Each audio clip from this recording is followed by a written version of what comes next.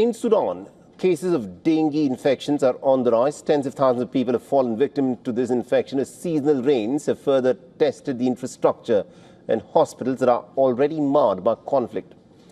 So as millions of people have been displaced in the fighting in Sudan and they are returning to their homes, the spread of diseases like dengue fever, cholera and malaria have pushed the population of the country on the edge amidst the worsening humanitarian crisis.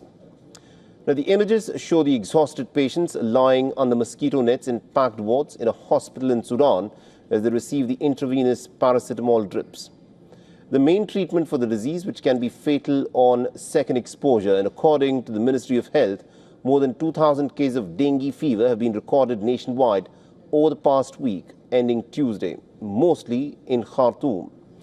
The minister said that the real number of those who are falling ill, likely due to dengue fever, could be much higher.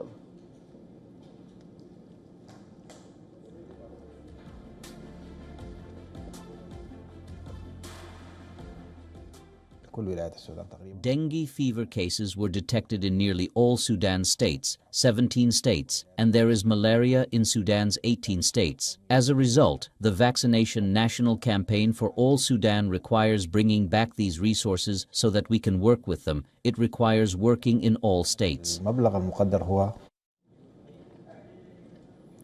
According to the current United Nations data, Sudan's donor-dependent healthcare appears to be less than a third funded. Moreover, rainy season in Sudan has left pools of standing water across the country, while people have resorted to storing water at home after fighting the capital had destroyed the power grids and running water systems.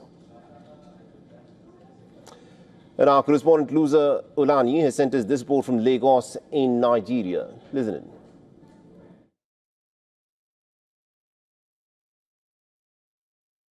Sudan's civil war has turned seasonal rains into a deadly crisis. Over 2 years of fighting between the army and the rapid support forces have destroyed water systems and power grids, leaving streets flooded with stagnant water, a perfect breeding ground for Aedes mosquitoes carrying dengue fever. Tens of thousands are ill, with over 2,000 confirmed cases last week alone. Health Minister Haitham Mohamed Ibrahim says 80% of the cases go unreported. 2/3 of hospitals are non-functional, forcing families to store contaminated water at home. Now, with hospitals overwhelmed, patients lie on the makeshift bed and locals decry government's efforts. As the rain intensified, displaced millions face famine and underfunded aid. With just 1/3 of needs met, there are calls for urgent action to contain the crisis. From Lagos, Nigeria, Louisa Olani, WION World is One.